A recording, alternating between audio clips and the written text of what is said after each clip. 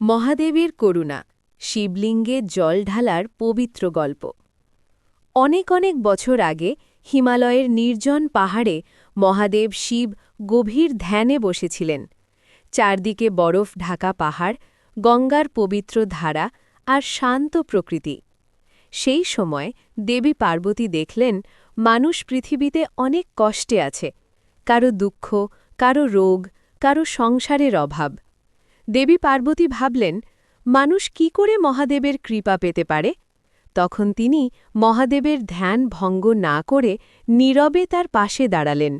হাতে একটি স্বর্ণের কলস ছিল, সেই কলসে ছিল গঙ্গাজল। তিনি ভালোবাসা আর ভক্তি নিয়ে শিবলিঙ্গের ওপর ধীরে ধীরে জল ঢালতে লাগলেন। মহাদেব তখন ধ্যান ভেঙে মৃদু হাসলেন।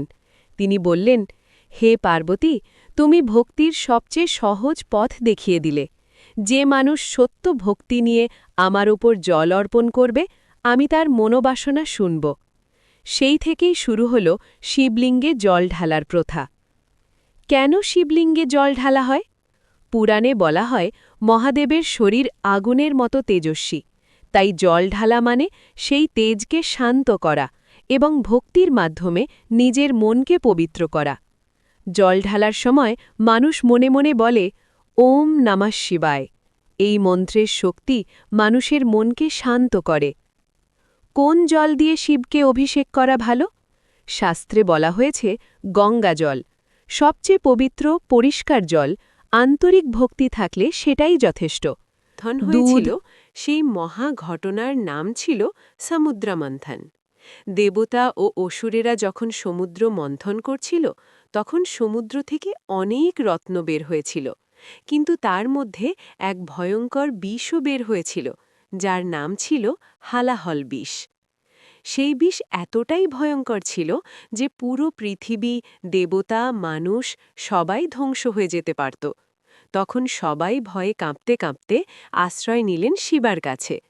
মহাদেব সকলের কল্যাণের জন্য সেই ভয়ঙ্কর বিষ নিজের কণ্ঠে ধারণ করলেন। বিষের প্রভাবে তার কণ্ঠ নীল হয়ে যায়, তাই তাকে বলা হয় নীলকণ্ঠ। কিন্তু সেই বিষের জ্বালা খুবই তীব্র ছিল। তখন দেবতারা ভাবলেন, মহাদেবের এই জ্বালা কমানোর জন্য কিছু করতে হবে। তাই তারা মহাদেবের মাথায় ঠান্ডা জল ঢালতে শুরু করলেন। ঠান্ডা জল পড়তে থাকায় মহাদেবের কষ্ট কিছুটা কমতে লাগল। সেই সময় থেকেই ভক্তরা বিশ্বাস করেন, মহাদেবের মাথায় জল ঢাললে তিনি শান্ত হন এবং ভক্তদের দুঃখ কষ্ট দূর করেন। আজও যখন আমরা মন্দিরে গিয়ে শিবলিঙ্গে জল ঢালি, তখন আমরা শুধু একটি আচার পালন করি না, আমরা মনে মনে বলি, হে মহাদেব, যেমন আপনি পৃথিবীকে রক্ষা করেছিলেন, তেমনি আমাদের জীবন থেকেও সব দুঃখ দূর করুন। তাই ভক্তরা ভোরবেলা গঙ্গাজল, দুধ বা পরিষ্কার জল নিয়ে শিবের শিবলিঙ্গে অর্পণ করেন। এতে ভক্তের মন শান্ত হয় এবং বিশ্বাস করা হয় যে মহাদেব খুব সহজেই ভক্তদের প্রার্থনা গ্রহণ করেন।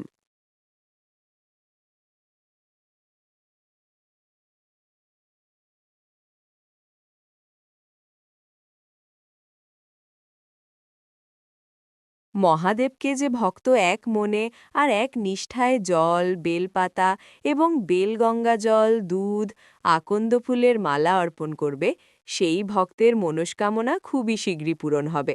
মহাদেব কারও দুঃখ কষ্ট দেখতে পারে না, তাই মহাদেব হল আমাদের একমাত্র দেব। তাই সব ভক্ত সোমবার মহাদেবের বার হিসেবে পালন করে।